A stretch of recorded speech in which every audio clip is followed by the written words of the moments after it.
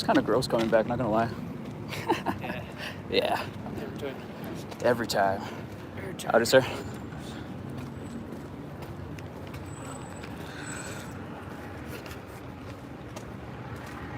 Back down.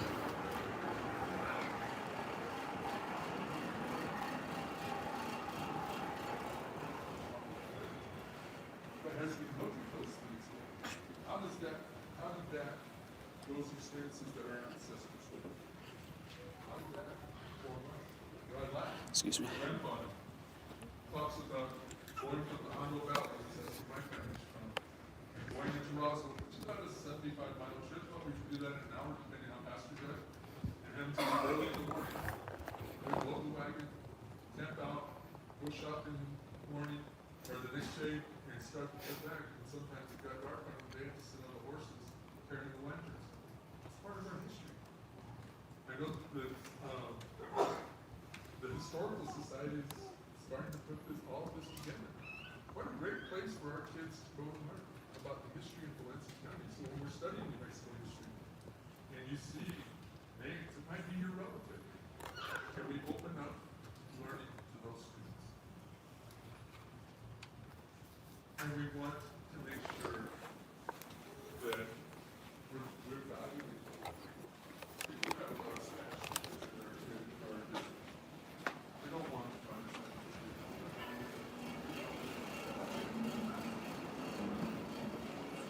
so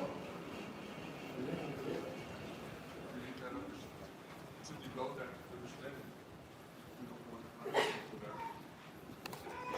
How do we teach them to use the language, both languages appropriately for learning, and any other student that comes here, because we never know what we're going to have. We're traditionally predominantly Hispanic, Anglo, and then we have African American, we have Native American, and a smattering of other students of different cultures. But who knows? We may have, like Albuquerque, I don't know how they handle all those languages. We have to be prepared to do that. And that's it for me. I'm going to turn it over to Mrs. Sherwood, and we'll get on from there.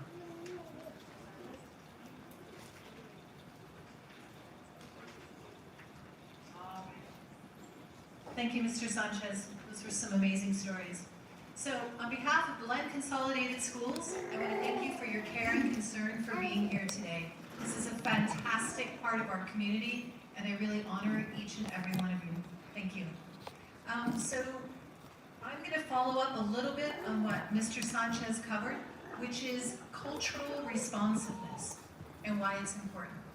So I think he gave some amazing examples of why it's important, talking about our parents, talking about where we came from.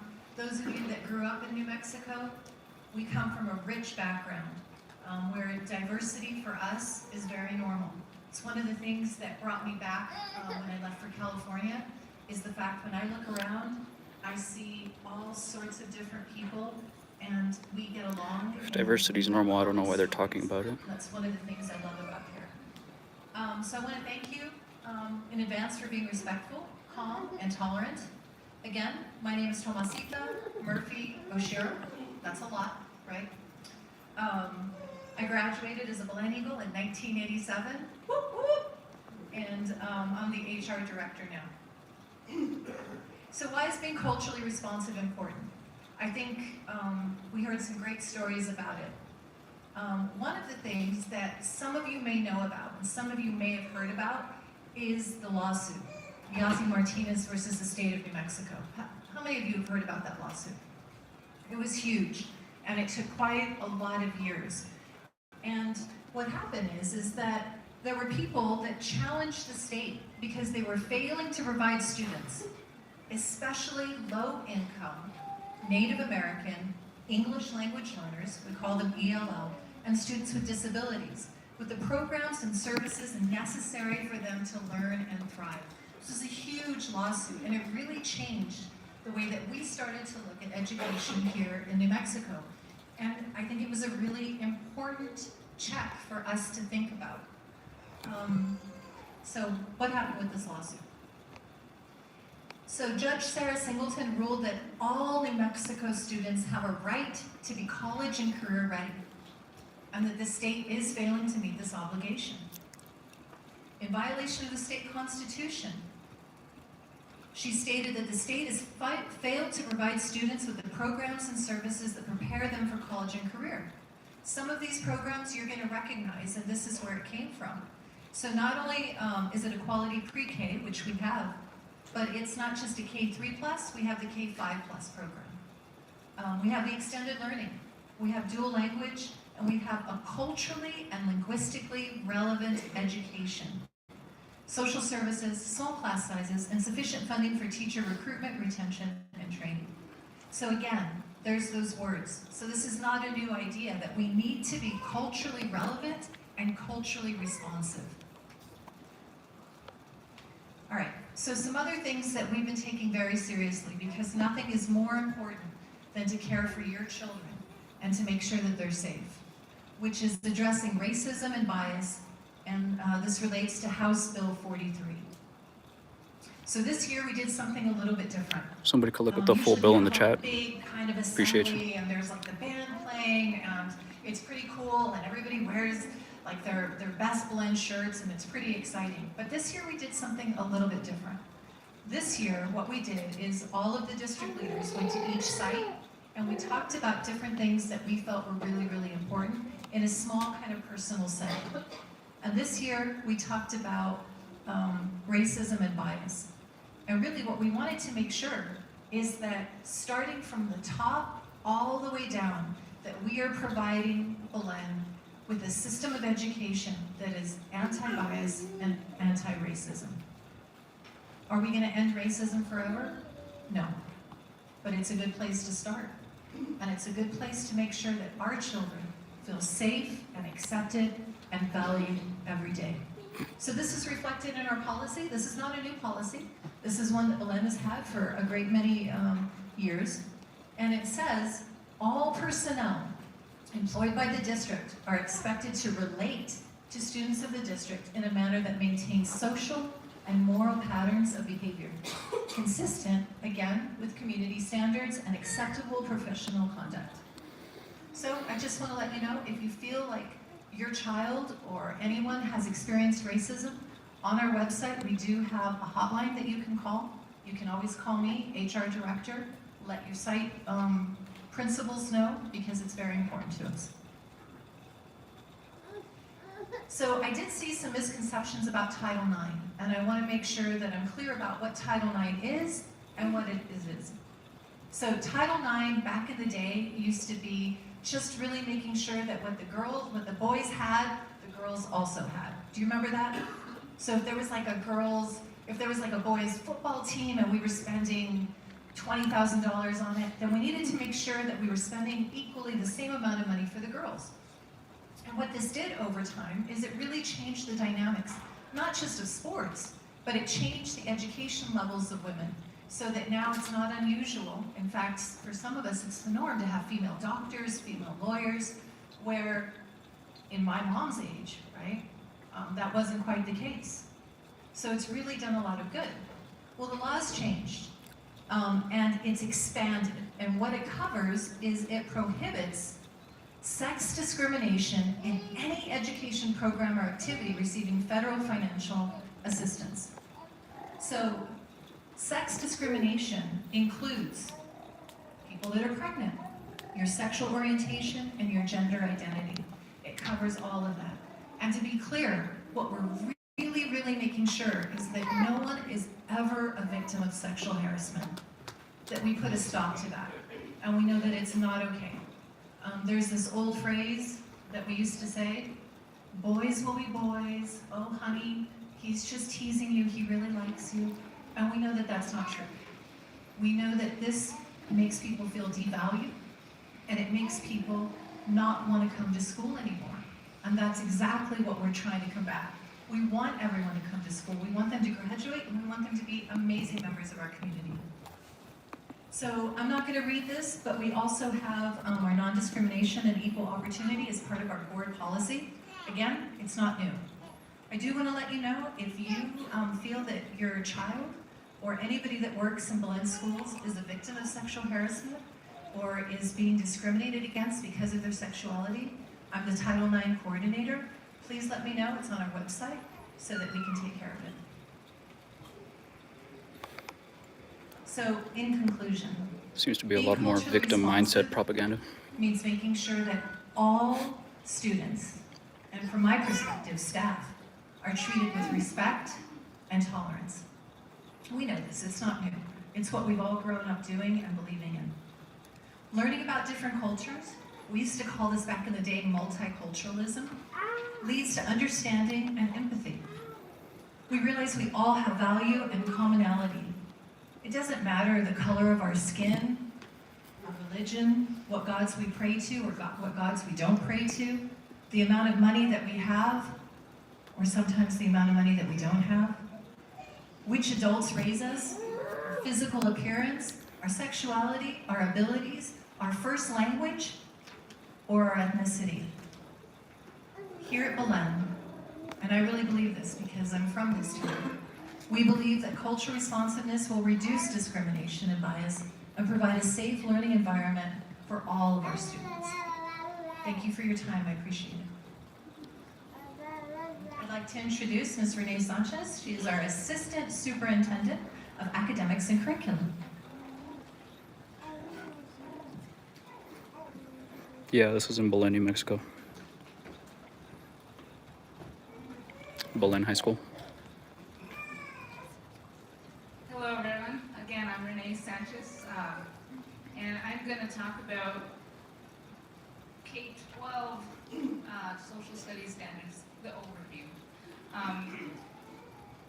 I'm going to delve deep into the final rule for social studies standards, 66.29.11.6, the objective. Mr. Danner touched on it. This is on the New Mexico PED website. This is a meeting about critical race theory for those of you who just joined us. Establishes the academic content, that's the New Mexico State, and the performance standards. Through the social studies standards, there's 6 strands that we're going to go over. We're going to go over civics, economics, and personal financial literacy, geography, history, ethnic, cultural, and identity studies, and history. So all those strands were developed by the state using that final rule. When you click on that link, it goes into depth. That's just the highlight. So again, all of them introduced, the PED, Public Education Department, develops these standards. So our goal is what we're doing. Mr. Sanchez talked about the timeline, started in 2021. Vet resources and community. We want the community and staff to vet the resources. So establish a system to set that up. We want to align the selected resource with social studies standards and district grade level standards. Design, this is the hard part. We want to design. Once we got the resources, then I work with grade level teams, leadership to organize the standard aligned resources. The goal there is really to simplify it into guiding questions so we all understand it and can break it apart. And then we want to publish it. Publish the social studies standards into a learning plan so K through 12 arrows are forming in the same direction with similar guiding questions. And then implement. Implement professional development through a collaborative structure, working sessions, and evaluate and adjust. It's going to be a constant working document. It's never a final. It does say publish, but we constantly reflect, evaluate, and adjust. Okay? So that's the overall process when we're developing the design of the curriculum. So how are the standards organized? Again, I talked about the strands. There's a priority standards. The strands right there are color-coded, so when you delve into the standards, as you look at the links and start researching them, you're going to see that they're all color-coded. And I'm just going to highlight how to read and take them apart. So you'll see, this is my favorite, kindergarten. Mr. Sanchez knows I love this one because I can explain it very well. So you can see that some of the strands are highlighted there. It helps us know Through this, kindergarten starts myself and my community. This is an example. We have the anchor standards to the left that are color-coded. Civics, historical change, dynamics of leadership and agency, ethnic, cultural, and identity standards are in there. So examples of what the performance standards are.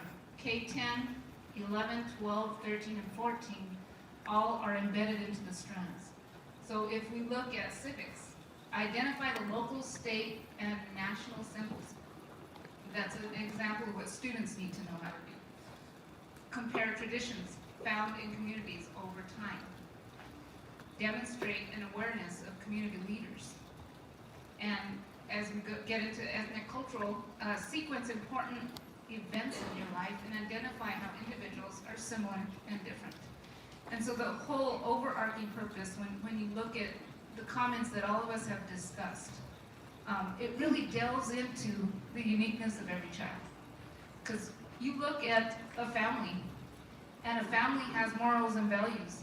And you look at within that family, you have maybe 5 children, that's a lot, or 3 children. All 3 children are different. So through my core, and what I was taught, and the words of my mother, I always said, we're all different. And so delving into my core is teaching to the uniqueness of every child. It's broken down, that's the simple view. I'm gonna go a little deeper. So we look at the anchor standards. The anchor standards are embedded into the entire document. So again, it's broken down into all 6 areas. And through civics, the overall anchor is listed below. I'm not going to go through each thing, but I'll highlight it. Financial literacy has been an exciting portion that I've started to delve into. The economic systems and there's a lot to learn in there. That's kind of exciting to look at is financial literacy for my part. And so I'm not going to go into deep level because I'm going to break it apart here. So Can go into any level. The way the performance standard looks there, that's what's on the website. That was a kindergarten example. This right here will go into the bottom. Living, learning, and working together is a first grade example. And you can see the strands are listed. 2 different strands. First strand is explain and provide examples of how people play important roles in society. Investigate how people work together to accomplish a common task. I put that one up there for a purpose because a common task, we're going to have to work with 250 teachers, community members, staff, leadership, to put together a common task. We did that in math, and we did that in ELA. As we work together for a common task, it's an easier weight to lift. We're also going to have storms, controversy, disagreements, but for one purpose, students. If we remain focused on the students, our disagreements will be valued and we can make adjustments based on that. So really good standard to investigate with first graders. And if I were to finish, how this benefits the challenges people face when working together. Lots of challenges. So let's go into second grade. And I'm just highlighting the different elements or the strands so you can see it a little deeper of what we're facing. Each grade level has over 50 to 200 pages when you get into U.S. history. Here's a second grade example, 2 elements or 2 strands that are covered here in this standard. Geography, and there's 2 anchor standards of the ethnic, cultural, and identity studies. Geography describe ways in which individuals and groups use or conserve natural resources. Exciting stuff. Express a positive view of themselves while demonstrating respect and empathy for others. This is where we develop our norms. And then we go on to demonstrate respect for feelings of people who are similar or different. So in kindergarten, you do a lot of prompting and support and guidance. In second grade, you start to inquiry and think and ask questions. Every standard is equipped with inquiry questions. And it starts there, and I'll go a little bit deeper on that. The state has embedded an instructional scope and sequence where we do cross-curricular connections. And what I mean by that is we utilize reading informational text standard. Right now we're studying the standards. So we're going to strengthen the standard by deepening comprehension using informational text. We haven't decided what text we're going to use yet. But interpret information presented visually, orally, in different ways, using charts, graphs, diagrams. All that is part of the reading standards as we delve into the informational text of social studies and U.S. history. There's a couple writing standards that are embedded. Produce clear and coherent writing in which the development and organization to the task that's being asked in social studies. And so all this research and inquiry will help us deeper understand and equip students. Our goal is just to equip them with the right tools so they can take apart any textbook. We give them the tools, and this is where it's cross-curricular. Our job is not to deliver my belief or our belief. Our job is to deliver the tools so they can research what's important to them and the uniqueness of where they want to go. We talked about culturally linguistically responsive teaching and learning. What is that? And I'm going to keep saying, and people that know me, I talk about uniqueness of every child. When I walk into the classroom, I see 25, it depends how many are in the class, different children. This is the guiding questions that are represented in a textbook or what teachers are guided to ask when teaching any content. You know, what is represented in the text? I can do that in science, social studies, math. I can do that in any. That question is guiding. That's how we respond, so students start the conversation. And for the most part, students are doing most of the talking and the teacher is facilitating. That's a high-functioning classroom when you can do this. How are those groups and individuals portrayed? Does the text provide critical questions about cultural and linguistically diverse, especially within communities? What supports are provided to teachers to identify areas that are concerning? And how is this text responsive to the students? These are just guiding questions to help us take apart the standards to give guidance to our teachers. I said each standard, each grade level standard begins with inquiry. If you're curious, and children, I think they're curious and they know how to ask why, and when you answer why, they say, how come? Over and over. And so does Mr. Sanchez. Just kidding. He does why, and then how come? So I'm getting the connection. But everything starts with inquiry, building that curiosity. And these are the standards for 5th grade inquiry. Kindergarten inquiry is a lot of prompting and support. The hardest thing for a kindergartner to do is teach them how to ask questions. Not ask them questions, but pull out questions from them, pull out their curiosity. So these are generating compelling and related supporting questions in inquiry. So this is difficult. We haven't developed this yet. So as a team, this is what we're going to delve into and look at gathering and evaluating sources, developing claims, taking informed action, and understanding what we're trying to learn. And I'm not going to go too deep in that. But as we go into the next theme, which is 7th grade. So I've gone from kindergarten to 7th grade. By far, kindergarten, I challenge you to teach kindergarten for 91 days. And yes, that is what we really, truly learn. Everything we learned in kindergarten is what we learn today. So if I look at those questions, they're similar. So you can see the strands So are here's the part getting about more federal complex. government. As we delve into the land, people, and resources of New Mexico. I'm just going to read a couple of examples. I'm going to go into explain the physical and human characteristics of New Mexico using the 5 themes of geography. This is what 7th grade is getting into.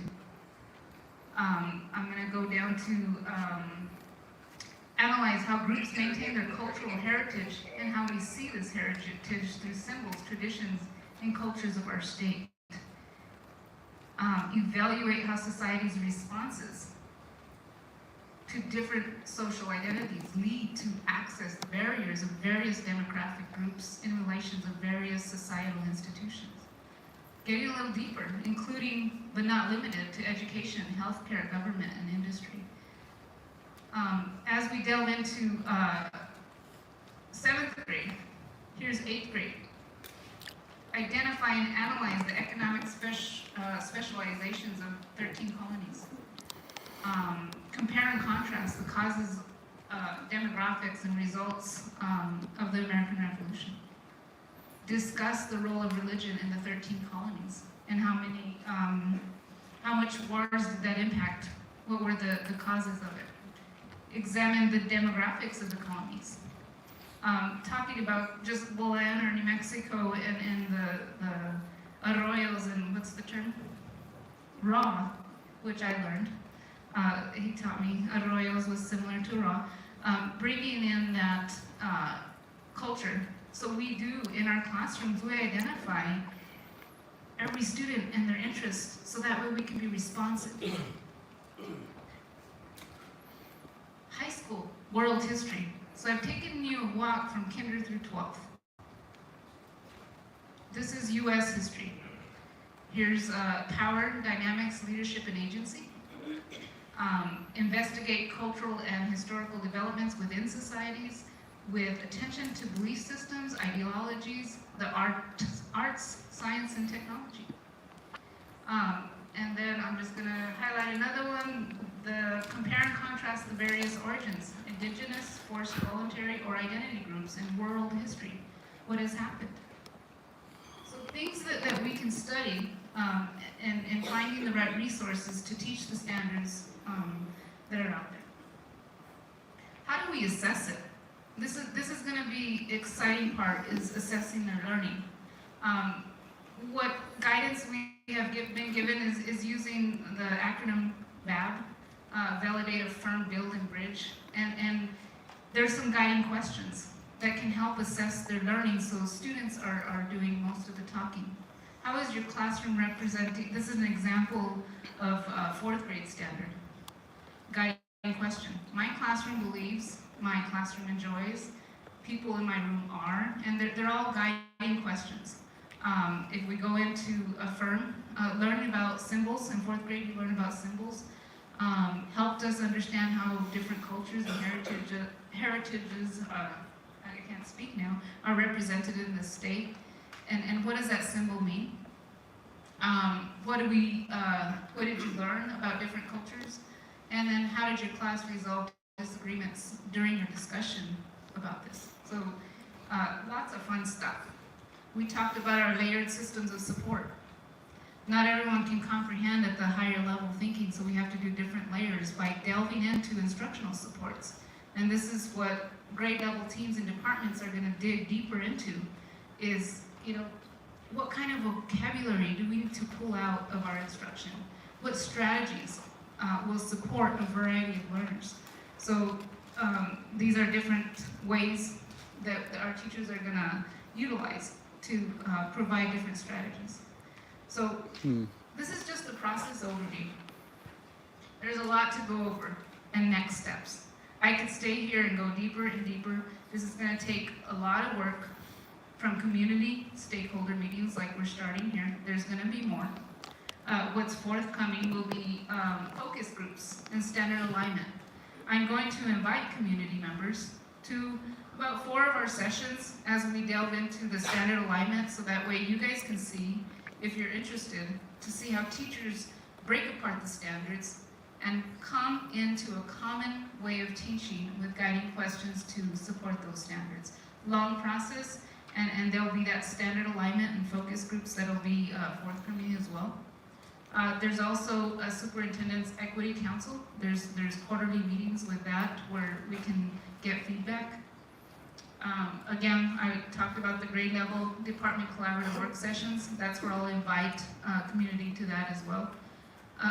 And then the final outcome, we got to adopt a new curriculum that's been designed and vetted. And then my favorite, the goal, it never ends. It never ends, and that's why I like it. We keep evaluating and adjusting. Maybe there's something we didn't think about and somebody else brought it to our attention. We evaluate and adjust. We take ownership of things that shouldn't have been said, and then we make changes. We talk about it. We storm. And that's all I have. I have more if you would like to stay a little longer.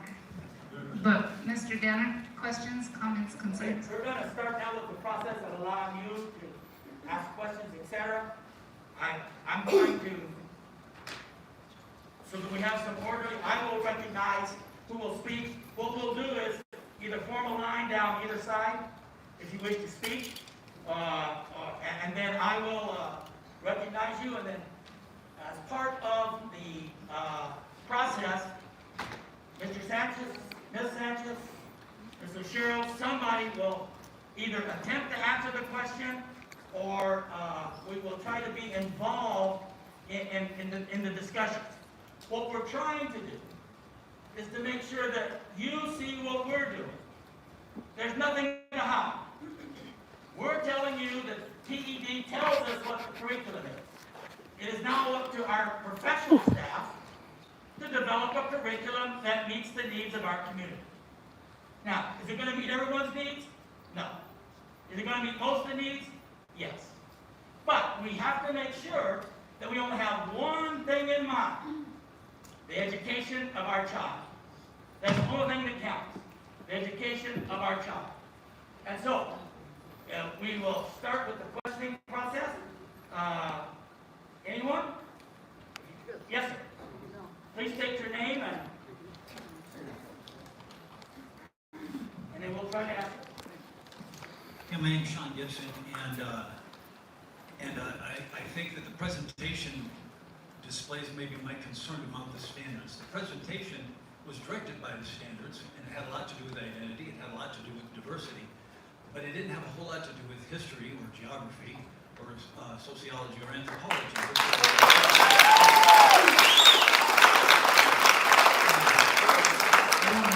I do want to say this. I respect you guys greatly. I served on the school board. I know what it's like to be on the school board. I thank you guys for your service, and I think, and I agree with the superintendent that I believe that we're all here for the same reason. We love our kids, we love our grandkids, and we want them to learn. I think that one of the essentials for us to be able to lift up the academic process, progress of our children is to have good standards, and these aren't. And I appreciate the history of the development. I submitted my proposals, and they completely blew them off, and so they just kind of kept mowing over us, and so it does get a little bit frustrating when you have a group where you express a concern. And you're right. Do you guys have the power to override the New Mexico PED on standards? No, you don't. But you do have a learning plan. And the truth is if we don't have leadership at the local level, our kids are not safe from. What we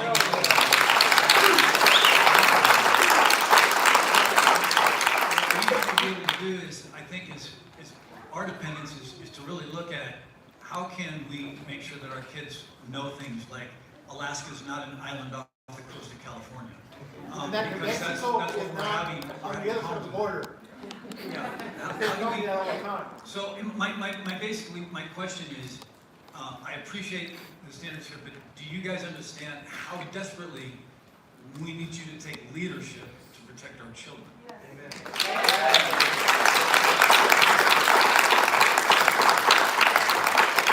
I will respond to that real quick. I have been in this community since 1949. I was a teacher here. I graduated from here. I was an administrator here. And I think that this board takes this responsibility as you have described. Well, you can shake your head, but I disagree with you, ma'am. Because I've been here, and I know what occurs in this school district. You're asking about specific things. That is part of the curriculum, but that is to be written by the teachers, because that's not the general aspect. Well, we disagree on the process. The teachers don't write the curriculum. The curriculum that you're going to get is the same thing that happened with Common Core. The standards will drive the publisher's curriculum. The curriculum. Let me make sure, I disagree with you. Let me make sure, Ms. Sanchez, we are going to use our teachers and our administrators to guide this process, am I correct? To what extent? What does that guide mean? To what extent? The parents were thrown out years ago. He was right about that. Okay, well, we agree to disagree, and we'll go from there. How about we finish his answer? I don't understand how this is all gonna play out. Okay, let me, sure. Remember, I told you at the beginning, I don't have the answers tonight. This is a long process. What I asked, and I appreciate your comments, Mr. Gibson.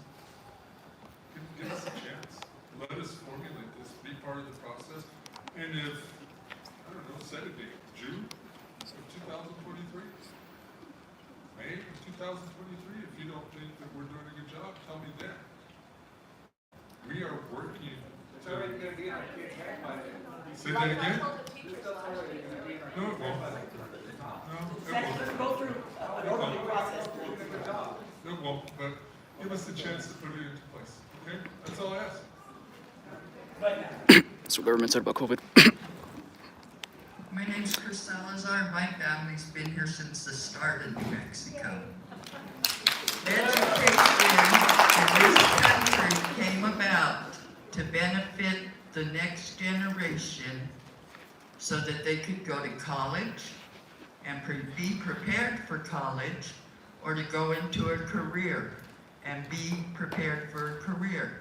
So my question is, how is the sexual orientation of Dick or Jane going to get my grandson into Harvard, Yale, UC Davis, Yeah! or UNM?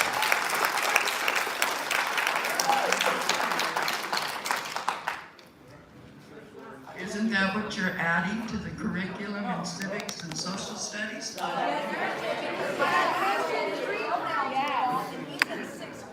Why is it even in there? Okay, you read that exact example. I don't think we teach anything about sexual orientation. I do not believe we do that. But I am taking I'm agreeing with what you're saying, and we will investigate that.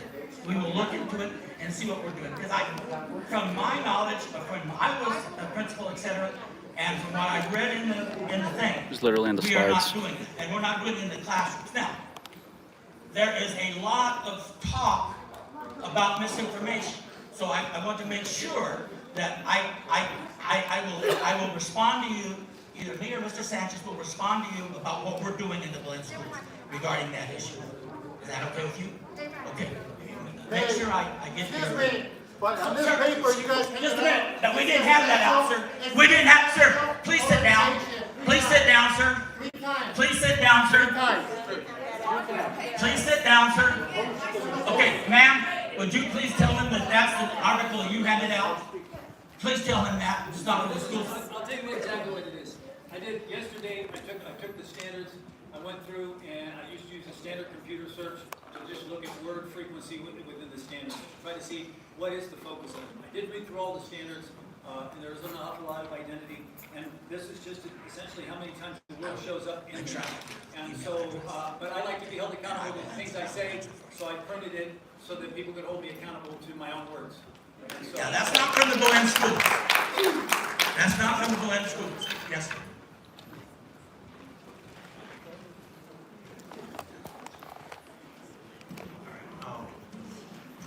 My name's Jason. Thank you guys for doing this. So hopefully this can provide some clarity. This is, I didn't get this from Sean. I got this from the PED website on Saturday. So this is page 57. Yeah, if you guys have them, put them on the screen, please. This is page 57, 8th grade social studies, theme 3. And this is standard 8.46. it says. I'm gonna read it twice if that's okay. Here's what it says. It says, identify and analyze cultural, differently abled, ethnic, gender, national, political, racial, and religious identities and related perceptions and behaviors by society of these identities. Please let me read that one more time. So it's a list, there's commas, there's a whole bunch of words. Let me just pick one word out that will be taught and read it with that. Here's how it reads. Again, standard 8.46. Identify, these are 8th grade students, and analyze gender identities and related perceptions and behaviors by society of these identities. Mr. Sanchez, and please, I'm not trying to embarrass you. About 30 minutes ago, you said that wasn't in these. And clearly, right here it says, hold on, just one more thing. It says it's right here. So, is it in here or not? Yes, it's it. I agree with you. What about, I mean, You're contradicting yourself. I'm not contradicting myself, because I said, what did I tell the other lady? I will investigate, he has brought it to my attention, I see it. It's interesting that you bring this one up, because Ms. Sanchez and I had a conversation about this yesterday. Because you remember at the beginning, they said we could put educators into a classroom and all of us are going to have different understandings. This is one where we would have different understandings about. That's one that stood out to me. It is, they're talking about gender. I don't read it the same way that you do, but we can have those discussions. I don't read it that way, and I'm sorry. Can I say one thing? This is where we're gonna be. I'm willing to listen to your comments, but we're not gonna be rude, we're not gonna do that. We'll just end it, because I don't come here to be put down. I'll listen, I'll be told that I disagree with you, but the booby, I don't deserve that. It's part of our freedom of speech. and I said one more. All right, I'm sorry, I have a few more. So also, you brought up sexual orientation. This is page 92. This is high school social studies. I'm in theme 10, standard 9-12.us.120. So page 92. Okay, 9-12 US 120. It says examine the experiences of activism and legislation impacting the LGBTQIA+ community. So hold on a second. There's that.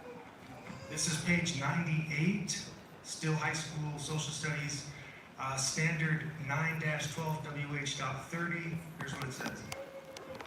Examine historical events from the perspectives of diverse groups, including, and there's a list, I'm going to skip to this part, sexual orientation. You just said, you were, hold on, there's two more exactly like that. Let me answer those real quick.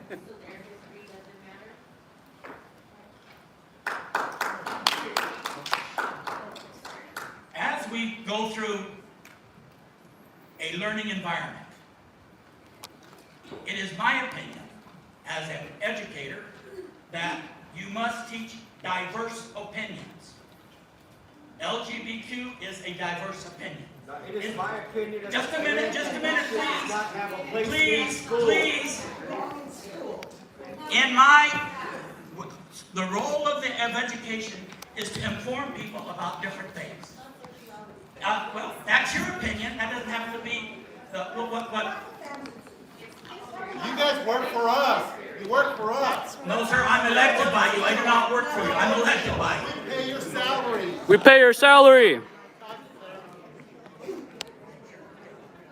All right, this is my last thing. Thank you for letting me talk this long. These are called standards. I don't know where you get, because now we're talking about morality. And so when you have morality, you can only have a standard for morality, meaning objective morality, if you have an objective moral lawgiver. And the only way you can have that is if God exists and He is real. And His word is true. And that's, listen, I'm not making this stuff up. Here's where I'm getting it right here.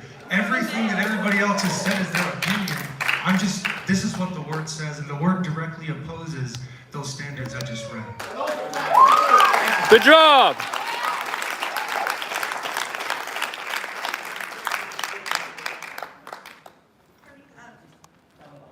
No, I was just helping him know. I didn't. Can I ask a question? Okay, I'm a grandmother of 6. Four of whom attend public school system. I'm just confused. Are you or are you not going to teach my grandchildren that it's okay to change their sexuality or their sexual gender? No comment, watch. No, you're not? You're not going to teach my kids that. Okay, so my kids shouldn't come home one day and say, this is what I learned at school, right? Okay, thank you. I want to say one thing too. When I was in 3rd grade, it was okay to pray in school, right? Mm. And now we can't. But we can teach our kids immoral stuff. Mm-hmm. Wrong.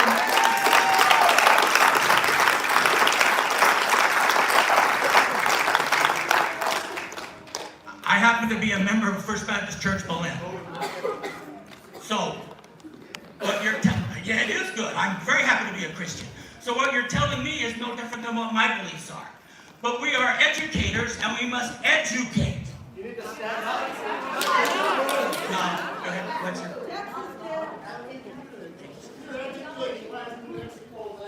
Hi, I've been a member of the community. My name is Marlon Pesca. I've been a member of the community for going just over 25 years. Thank you. I'm returning to Belen, and my kids are going to Belen Family School. I think before we all come in here and rabble-rouse, start handing out pamphlets that have numbers on them, trying to sway the opinion of people that haven't read standards.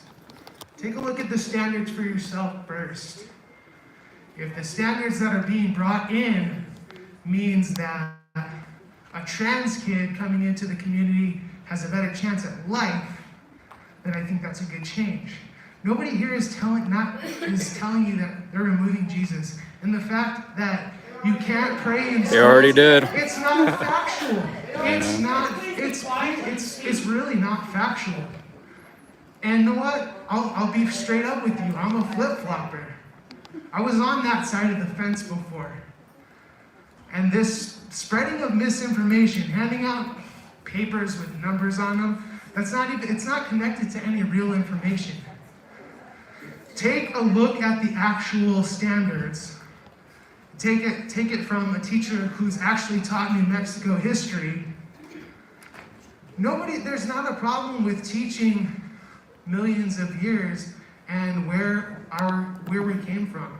The fact is that most of us, if we're white identifying, most of our ancestors were over in Europe bathing in their own shit. That's racist. No, but what I'm saying is be factual. It's frustrating to come up here and hear misinformation being spread, how you can't pray in school. That's BS. Thank you.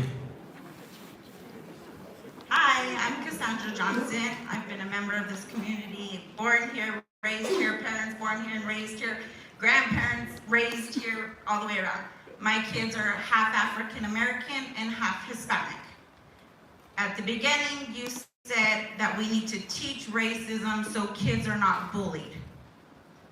What about holding up our policy of zero tolerance for bullying?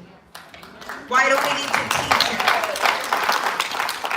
My kids have been pointed out in class that they're African American. My daughter was only in 2nd grade. She didn't know she was African American. Her dad's African American. And she came home and she goes, Mom, I have an African American and a Hispanic. She goes, I didn't know my dad was Hispanic. She had no clue. We hadn't talked about it in our household because there was no reason to. We were equal. She sees no different. She goes, Mom's brown, Dad's brown. That's it.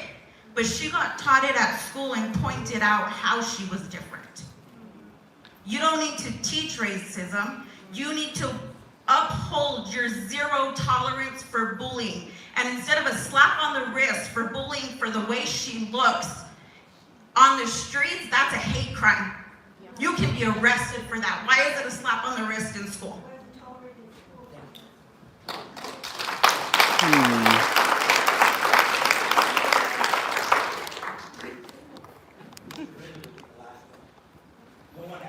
End of the line is now. I'm gonna go right now. I'm gonna be in that line. Okay, I'm gonna be in that line. yeah. I was getting up. You're gonna have a seat, sir. Don't discriminate against free speech. He has a freedom of speech. Let him speak. Let him speak. Let him speak. Let him speak. Let him speak.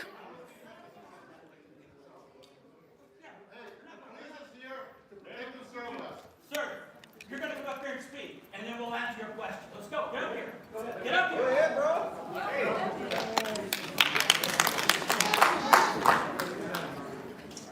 Hey, my grandchildren are half Hispanic and half Chinese. I'm born, man. I'm part Hispanic and part black. Okay? Race should not be interjected into this whole thing of life. You know, it shouldn't matter. We're human beings, we're individuals, we know that. Everything should be fine. When you teach kids about sexual orientation, you mess them up. Because they don't know, they're lost. And they're talking about people wanting to kill themselves, you know, suicide. This is just gonna help that. That's all that's gonna help that. Because like that lady said, her child didn't know. She was half black and half Hispanic until she came home. Because somebody here, at least group of people, somewhere told them they were that. And now we put a problem into the whole thing. You know, you're messing up kids. I mean, all kids are valuable and important. I don't care what they are. Black, white, orange, purple, green, yellow, you know, pink, whatever. They're all important, whether they be gay or not. Okay? And the guy that was right here saying that it didn't matter, the sexual orientation, it said that. It says it 3 times. And if it says it three times, and somebody says it doesn't, they're not telling us the truth. Okay?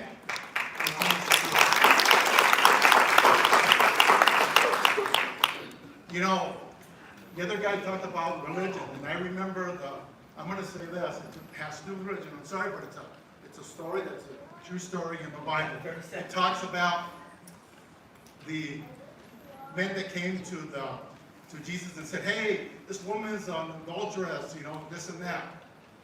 And, you know, what did God or Jesus say? Hey, he who threw the first stone was without sin. And what did he tell the lady at the end? Woman, go that way. He said no more. He loved her, but he didn't love the sin. He still loved her. And we love everybody. I don't care if they're gay, not gay, green, purple, black,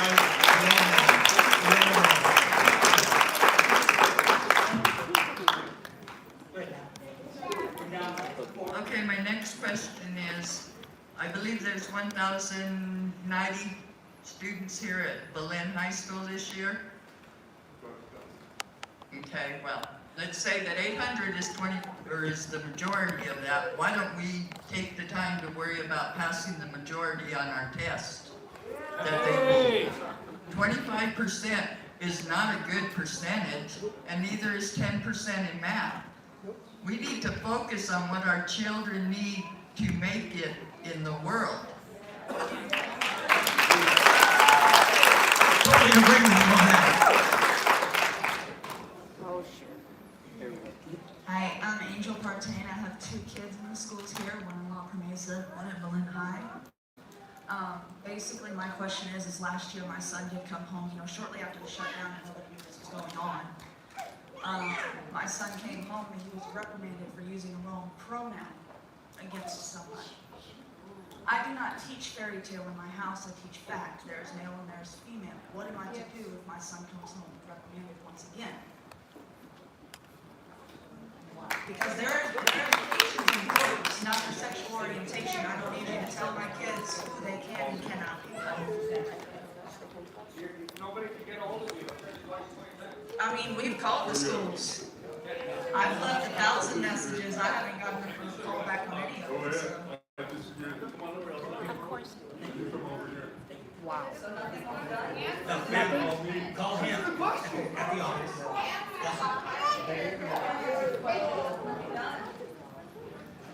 Mr. Sanchez, you know me. Me and you have had talks before. You know how I feel. Jason, do me a favor and hold that book up. You said you teach facts, not opinion. That book right there is full of facts, not opinion. I'm not arguing with you. I'm disagreeing with what the standard is now. If it's our job to teach our kids at home, not your job to teach them racism. When I talk to my kids, and my kids are telling me, hey, this black guy, and I ask him, you know what? I asked my kids, I said, does the color of his skin have anything to do with the story you're going to tell me? And they say no. I said, then leave the color out. I don't see color. I like everybody the same, or I don't like everybody the same. I don't have, it doesn't matter. But the problem we're having in the world right now is this garbage that they're trying to teach our kids. Yeah. It's our job. If we want to teach our kids, you're confusing these kids since 12 years old, and it's not you, I see, but you guys need to stand up. Mr. Danner, you're one of those ones that's good at standing up. You guys need to stand up against the state and against the PED and start a movement. Yeah. Yeah. And then you tell them we're tired of the garbage. That's what's going on in this country is the garbage. That's why we're going down the drain, and that's what. So we're teaching all these kids about LGBT, the whatever alphabet. I don't even know what we're on right now. But okay, there's other countries right now in the world that are teaching their kids that. And guess what? Those countries are going to come and overtake us because we're weak. No. We need to teach them to be strong, and it starts at home, not in school teaching racism and alphabet that's backwards or whatever. I have friends that are gay and lesbian or whatever, but they don't force it on us. We hang out as friends. That's it.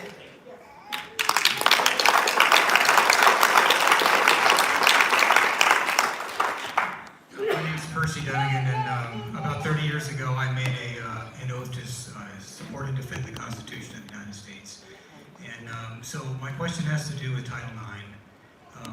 My understanding is, well, first of all, you made a presentation that said that the Title IX components for sexual harassment now include gender identity and sexual orientation. My understanding is that this is a policy that was implemented or is still under implementation by the Biden administration, and it is actually still under the comment phase. And it is not something that is legally binding, and there's many discussions and arguments going on around the country as to how to implement that. So my question is, what is your understanding of the legal status of Title IX at this time?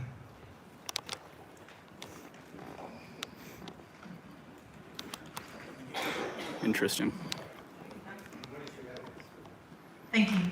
So Title IX has gone through many changes, and what you're talking about now is happening currently. But during the Obama administration, that's when the wording was changed from just discrimination against women to discrimination against sexuality with the other things that are there.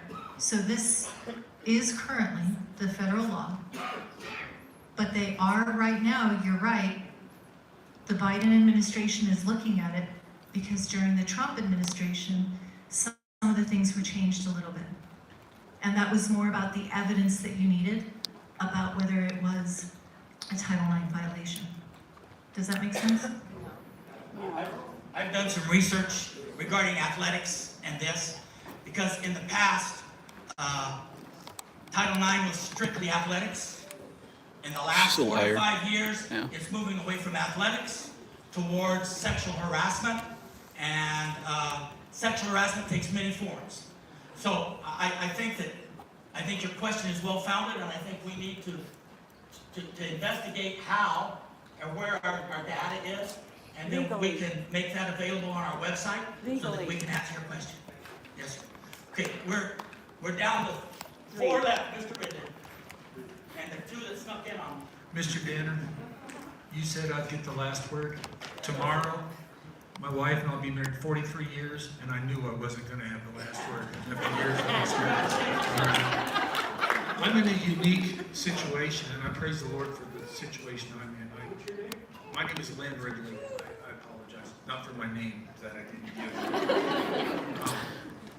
But I do come in a unique situation. I pastor a church in Vaquita. I actually got involved with Belen Schools 22 years ago because I wanted to see what was going on in Belen Schools. I wanted to see just exactly what was going on. I've had the opportunity over the years to work with all of these people. Have tremendous respect for the pastors that have spoken. I stand with you in the concerns you have.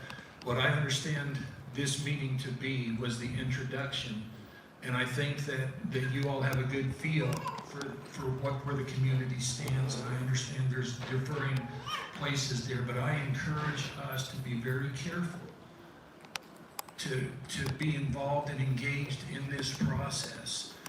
And I can say from experience, I have sat in Mr. Sanchez's office when he was principal, having an argument with teachers, saying we have to respect the parents. We have to respect the parents. We are going to respect the parents. I've seen that, and I know that's part of the process. And I really just encourage all of us, this is a praying group. Let's be involved in prayer. But I say to you guys that as we go into this process, that you understand the temperament of the community, and we want to be involved and engaged, and we have definite concerns, and they will be articulated. Thank you.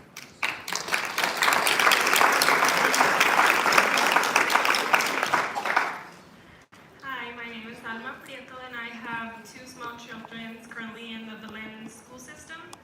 And my question is, since it appears that this law has already been passed, right, is there... The PED has given us the curriculum, yes, ma'am. Okay, so is there a way that anything that we can do so we can send a letter to get this changed? Because I think I would be more interested in my kids learning how to do their taxes instead of learning about gender identity.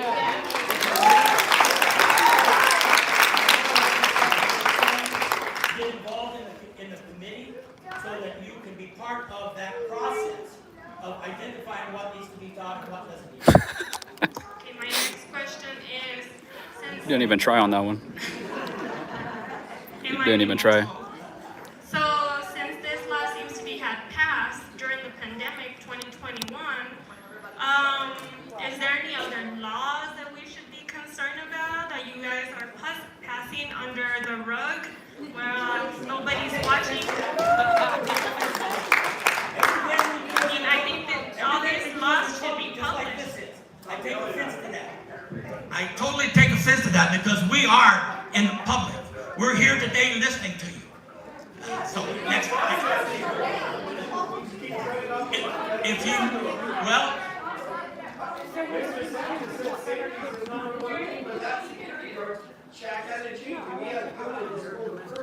Go ahead, man. Go ahead.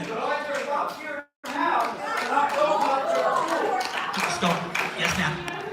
Okay. Well, you can talk to your legislatures because this all is a result of legislative action. They control. Yes, ma'am. Yes, ma'am. I don't know about being removed, but I'm saying you can talk to your legislature. Yes, ma'am. But what if we...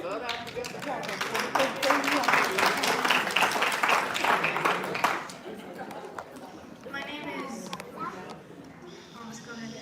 My name is Lydia Van Wert, and I don't attend this school, but I am a citizen of New Mexico, born and raised in the city of Belen, and I care very much about the type of ideologies that are being pushed on and taught and forced to be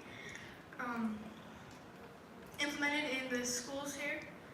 I think my generation and the future of America is very important, and I think that discussing critical race theory and sexual identity and anything to do with LGBTQ, sexual orientation, and gender identity with students, I think discussing that with them is very perverse, and I don't believe in it. I think we've seen the damage done by that teaching these kind of ideologies has brought about, and just around schools around our country, we've seen the damage that it's brought, and I'll just get to my question and say, it's been a while, so I might be wrong, but last I checked, New Mexico was either #1 or very high on the list of states in New Mexico that, I think it was #1 in suicide rate among youth. And like you guys said, every other public school pretty much is implementing this curriculum. If that's the results we're seeing, if the suicide rate is that high with this curriculum being taught in our public schools, do you really think it's the best thing to do with ours? We're going to address the suicide rate real quick, and then we'll go on to the next question. We have one more. No, you're fine. I'll call you. We're not #1, and in fact, we're working very closely with our curriculum department in terms of suicide education. Oh, excuse me, I'm sorry. I keep thinking I'm talking to a group of teachers. I'm Deborah Baca, the Health Services Coordinator for the district. And I'm trying to remember what the statistics are, because in fact, we're in the process now of doing a lot of training in terms of suicide assessment and things like that, so that we're safe, but we are not #1 as far as New Mexico goes. We are in the top 12, I believe it is, but I don't have the statistics in front of me right now, I'm sorry. We're the second highest. We're the second highest, next to Wyoming. It's just semantics. Thank you. You say we're the second highest next to They say one Wyoming. says we're 4, one says we're 2, one says we're 12, so we're somewhere up. We're where we shouldn't be. Let's put it that way. Our last question. Zero. Sir, please, we gave you your chance to talk. You're still talking. I'm in charge of this meeting. I pay your wages.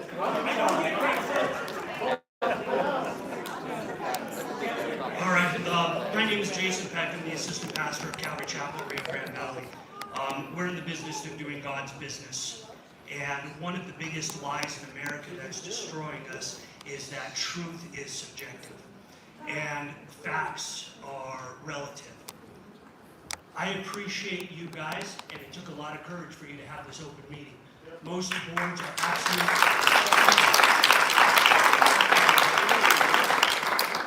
boards are absolutely cowardice and won't face the public, so I thank you guys for that. I don't agree with the curriculum in any way, shape, or form, but I appreciate you giving us an opportunity, and I commend you for that. Sir, you said that you teach fact and opinion, and my question to you, or you teach facts, not opinions. My question is where's your standard of facts that you're pulling from? Because if you look at across America, biology doesn't matter, and science doesn't matter, and truth is what you make of it. So what is the standard in which this curriculum is going to pull objective truth and objective facts from? Amen.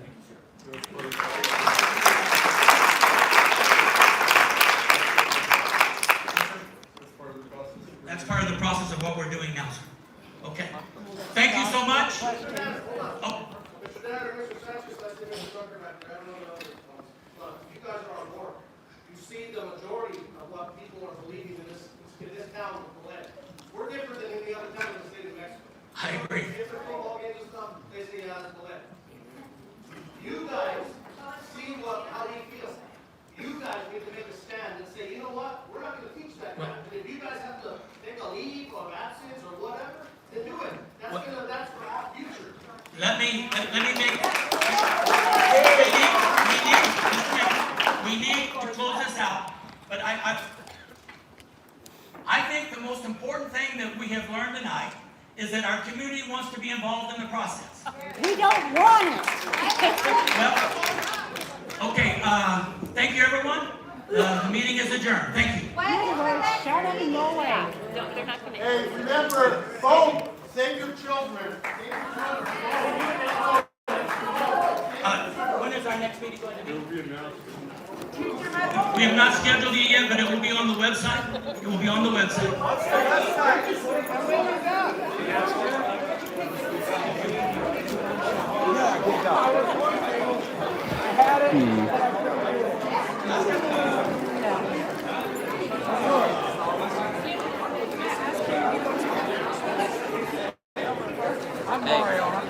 You want proof of what they're doing, like all that gay shit and stuff for your website? What up, brother? What? What up, brother? So do you want like proof that they're teaching that shit for this thing? I mean, I know they're doing it, but yeah, for sure. What do you have? What do you have? I have pictures of, I go to I do Infinity at Edgenuity, and I have picture proof of it on my screen and health saying that I have to, like, it's like either referring or something to LGBTQ and stuff. This is on his computer at school. So, this is one of the high schools in our town. I'll put it on the. This is on their.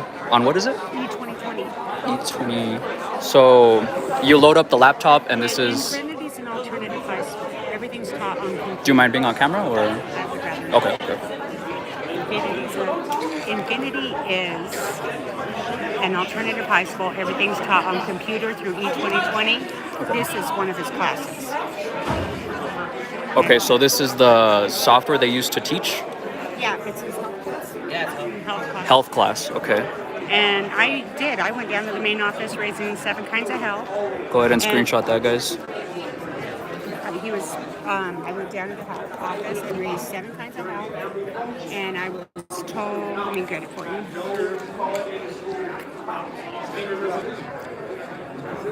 There was a whole section on this. I was told after I raised health that he did not have to complete it, that they would just remove it from the system. So it was optional? Oh, no. I was the only parent that he saw it and he's like, Mom. I said, don't do it, go to the office. And go to the office. This is a kid who's countrified. I'll tell you straight up. Yeah. Straight up countrified. Okay, kids at this school wear dog collars, but you can't wear a patriotic t-shirt. Huh, you guys hear that? Kids at that school can wear dog collars, but they can't wear patriotic merch. And this was at Infinity right here in Belen. Oh, okay. I definitely appreciate you guys. We'll look into that. Straight and American, he is the outcast. Yeah. But I mean, I would put him, except for everybody knows who he is. Straight up. But yeah, I've been holding that. They say they're not teaching it. Bull. Yeah, it's already in there. It's there. Oh, okay. And it's been there since spring break.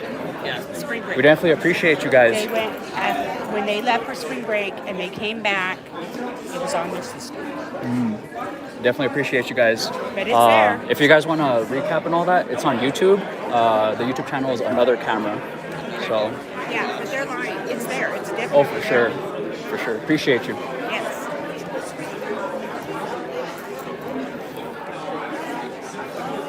So, it's already in the school system, guys. It's already here. It's already in America. America's already been sold.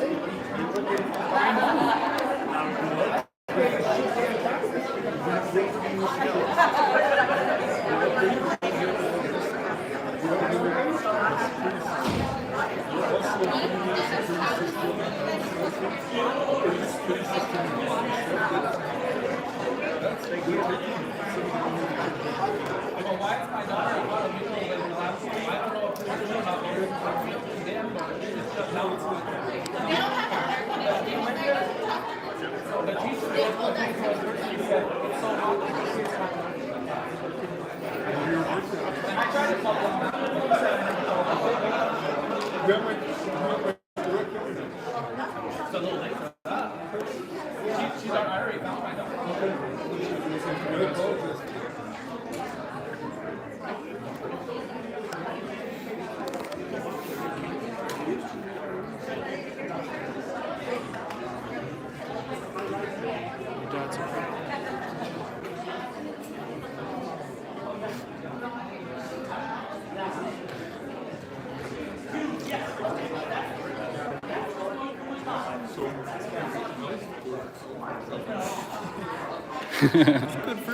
It's good first.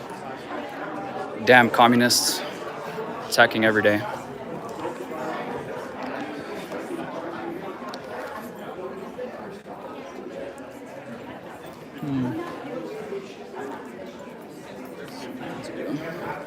Let me go this real quick.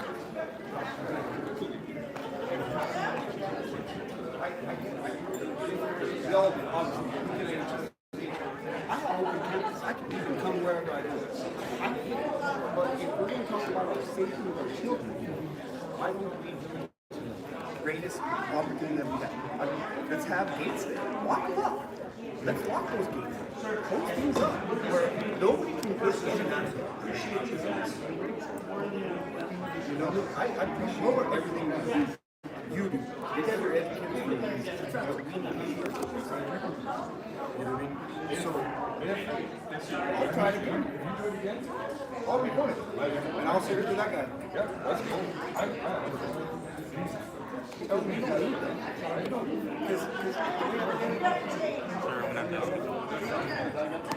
Who are you? Yeah. Because I'm one of the juniors. So I totally speak.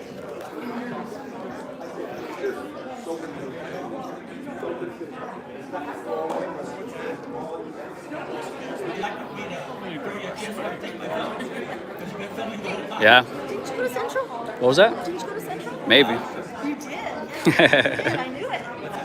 I hope you've been well. I hope you've been well. Oh, you know yourself. Living the dream, surviving the nightmare. Are you? What, how old are you? Sorry. What was that? I can't say that right Can now. you tell me? No. Okay. So that guy, that was interesting. We'll make a clip out of that. Didn't want to let that one guy talk, and then he tried to instruct somebody else to make me stop recording in a public forum.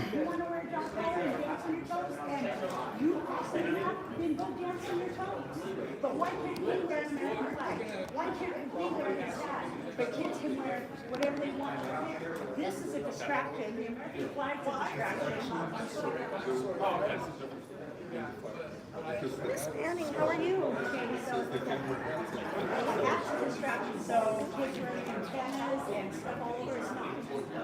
And tails and fur ears is not a distraction. The tails, yeah.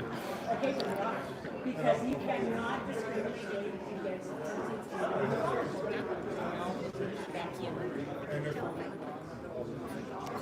Okay, so he can go to school tomorrow wearing his American flag shirt, saying, I'm a proud American and nobody's going to say nothing. But the kids that get offended by it? All it says is on the front. No, actually it says, if my patriotism offends you, your lack of spine offends me. Half the time you can't see that arrested.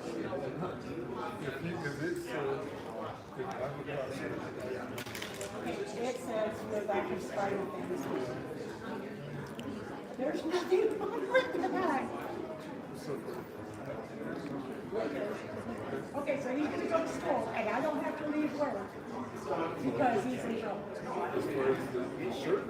not saying you can wear the shirt. What's wrong with it? It's an American flag. He's scared of the Matrix. He can't say yes or no, no direct answers.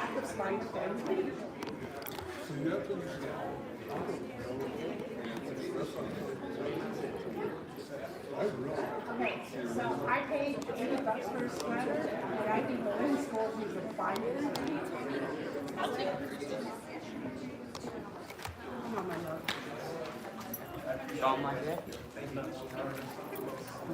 I might stick around for like. Yeah. No, we're chill. Oh, okay, yeah. Did they already leave or? I think my dad just left. Oh, okay. Yeah. Did you see my mom? I didn't see. I was focused on the chat and the getting everything in frame. We'll see you guys later. Have a good evening. Have a good night, guys. So this is one of the gentlemen who, when the older guy on stage tried to restrict freedom of speech, he was ready to take orders on a whim without any thought process. You do what you're told.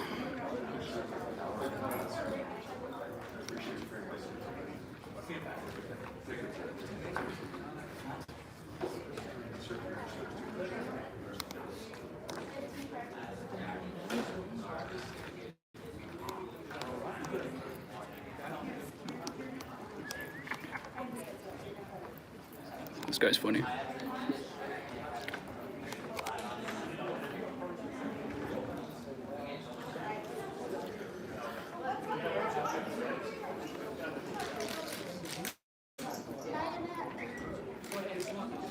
See you tomorrow.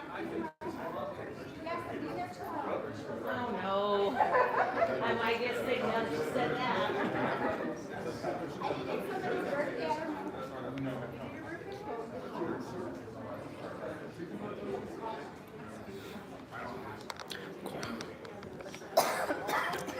Excuse me.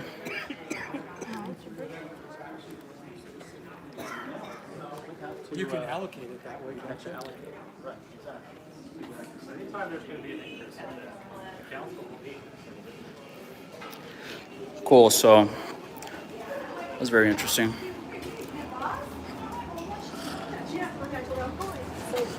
I love that. Bye.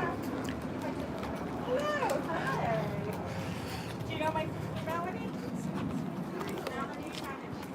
So that's one of the people who was talking on stage. She was the one that took the little more complicated question.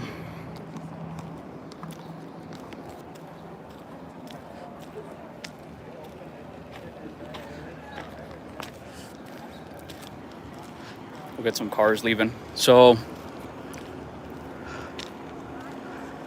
there was a lot of double speak. There was a lot of not answering questions. There was a lot of government. You know how government works.